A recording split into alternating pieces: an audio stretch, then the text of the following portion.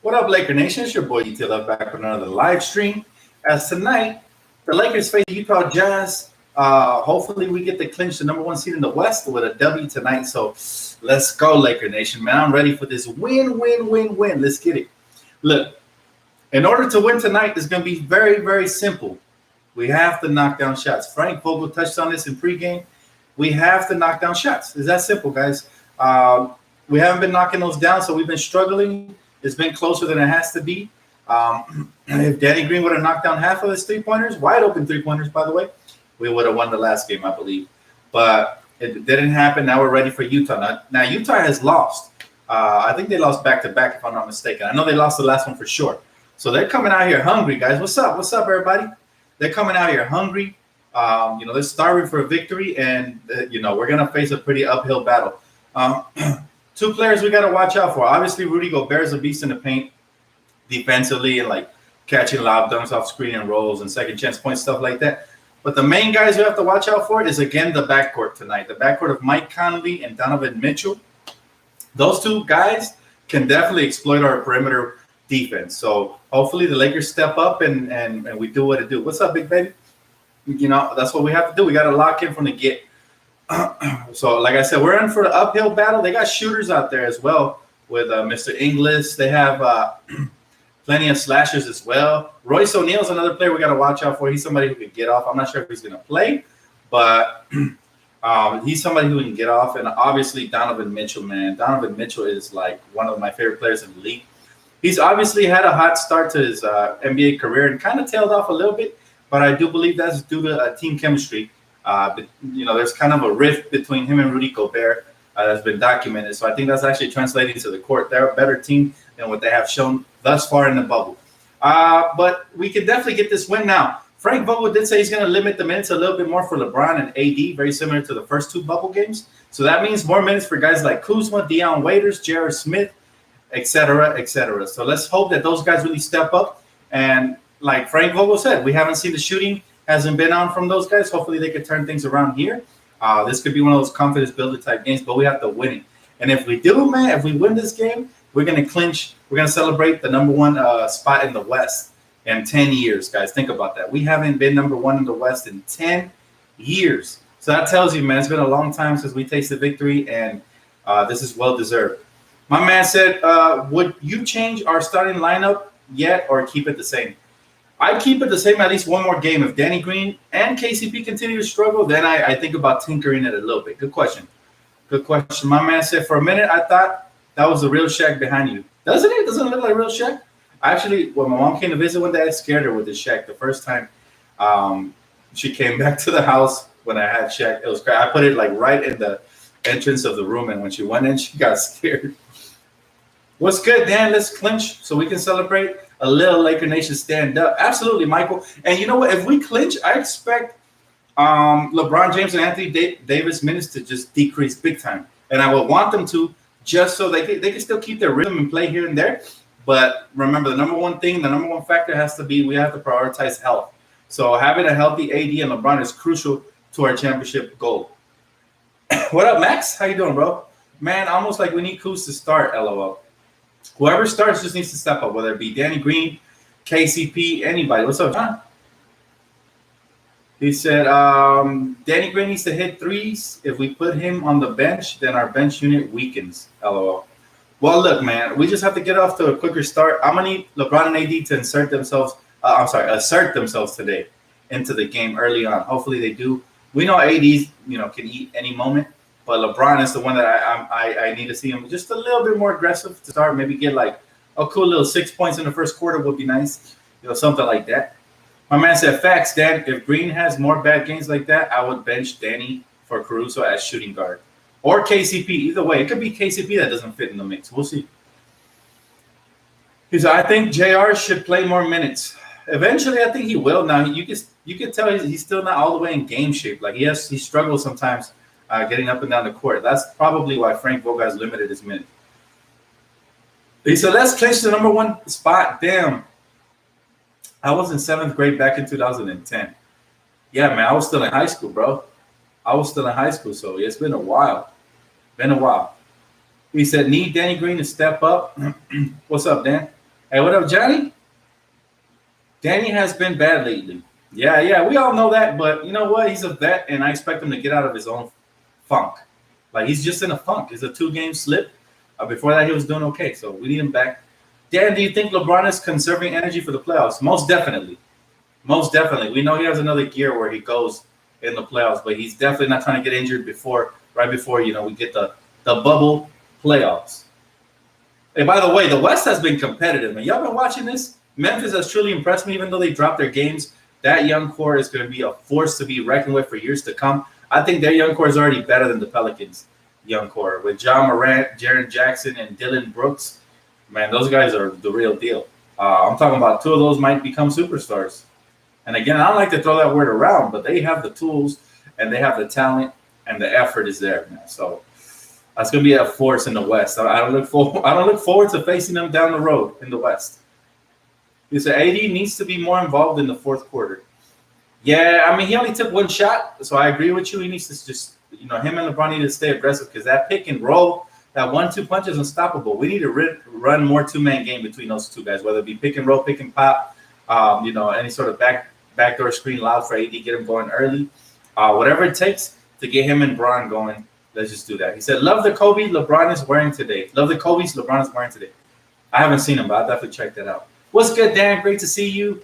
We will win tonight. Just need to make sure we execute. Excuse me. Yeah, I believe we can win. I mean, look, we beat the Jazz already this season.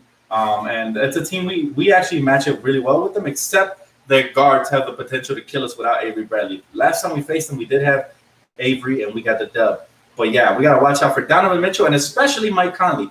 Mike Conley is that guard that really doesn't make a lot of noise, but he quietly gets 20 to 30 points here and there on a night where you don't guard him properly. He can get off for sure. He's a savvy point guard, very underrated. I know people think he hasn't lived up to the hype over there in Utah, but I mean he's done his job.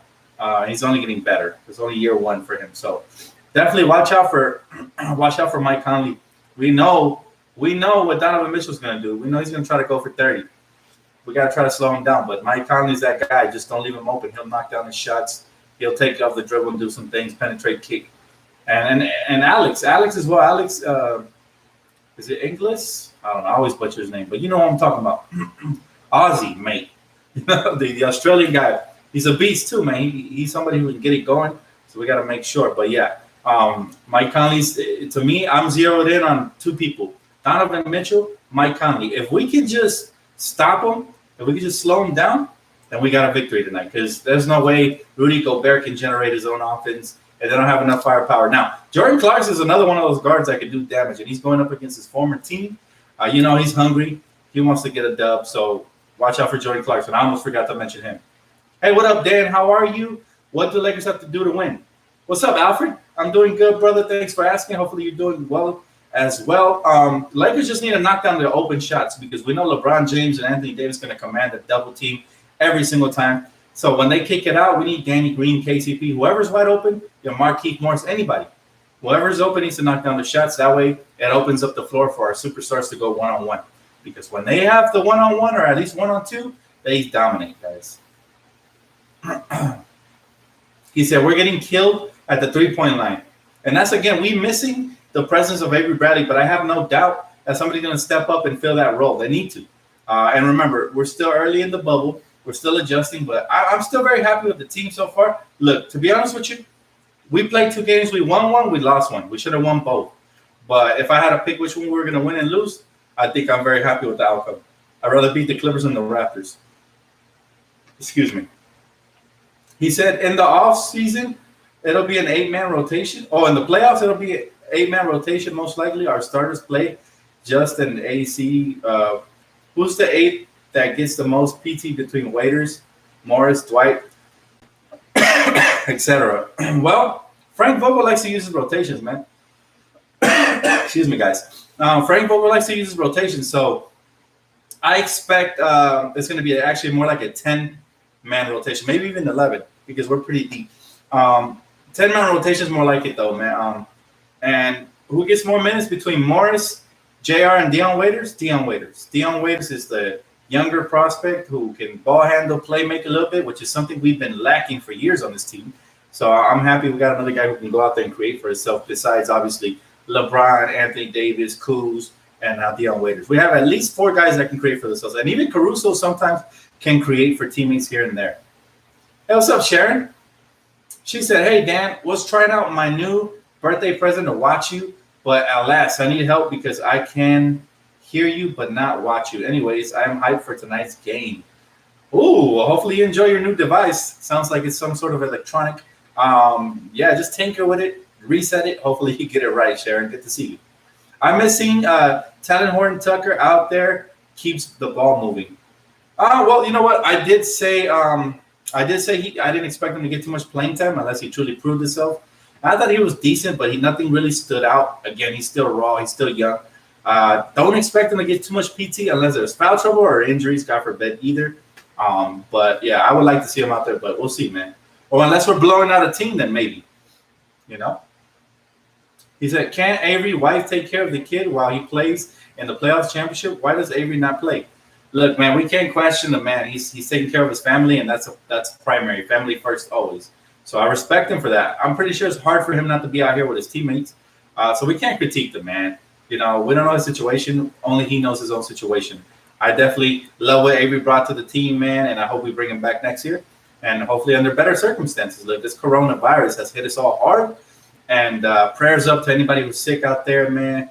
Shout out to everybody out there recovering. I'm telling you guys, man, this is no joke. People thought it was a joke. I remember what I told you guys on this very channel like a week before everything started getting announced and before everybody started panicking. You know, it's here, guys. It's real. It's legit. I've been hearing stuff. So, you know, just got to take care of your family first.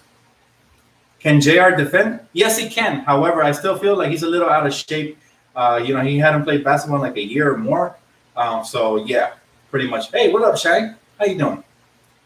I'm not going to get stressed about tonight's game because we are still gelling together. I agree, and that's a good point, Sharon. We shouldn't get stressed out. We just need one more victory. Technically, if we get the victory tonight, we could just like throw out random pieces into different rotations and rest LeBron and AD for the most part. Whether we lose the last remaining 5 games, which I doubt, but it wouldn't matter because we locked up the number 1 seed in the West. Now, can we play spoiler to a couple of these Western Conference teams? Sure, we can. Starting tonight with the Utah Jazz, if we beat them, all of a sudden they're in jeopardy of slipping, or you know they can't move up because the West is extremely tight and every single victory matters. So that's why I expect Utah to come out, and this is going to be a dogfight. Watch. But if the Lakers are focused and locked in, then we can pull away. Which team are you worried for in the Western Conference? Well, I did mention I didn't want to face the Rockets. I mentioned that the other night before they played the Bucks. Now everybody's kind of reaffirming what I said, but I said they get a lot of calls, and Russell Westbrook and James Harden are pesky. I definitely don't want to face the Rockets in the first round at least. Excuse me. As far as teams that don't want to play, man, we run through everybody. Doesn't matter. It's going to be tough. The West is tough, but I'm ready to run through everybody. Anyways, guys, you know what? I'm getting a little bit of allergies. I'm having trouble breathing, so I'm going to get off. I'm going to cut this one a little bit short, but I'll make sure to cover a little bit more in the post-game recap. I don't know what's wrong with me. I'm feeling a little under the weather, but I'll definitely be back for the post-game recap and talking it out a little bit more with you guys. Keys to tonight's game, final words. Got to make sure we get LeBron and AD going tonight. Role players have to knock down shots. So that's what we have to do, guys. That's what we have to do. And, well, of course, obviously, the fundamentals, play defense, knock down free throws, limit turnovers. But the main points and the focal points we have to lock in on defensively, Mike Conley, Jordan Clarkson, and Donovan Mitchell, the 3 guards. Guards always seem to, especially shifty, quick ones like those, seem to penetrate and destroy us in the paint. So, again, cutting the pregame just a little bit short. My apologies. But hopefully I'll feel better in the post-game recap. I'll see you guys right here as soon as the game ends. Shout out to you guys for tuning in. Thank you so much. Don't forget to drop a like, and I'll see you guys post-game. Have a good one. Enjoy the game. Let's get it. Let's clinch number 1 spot in the West. Peace out.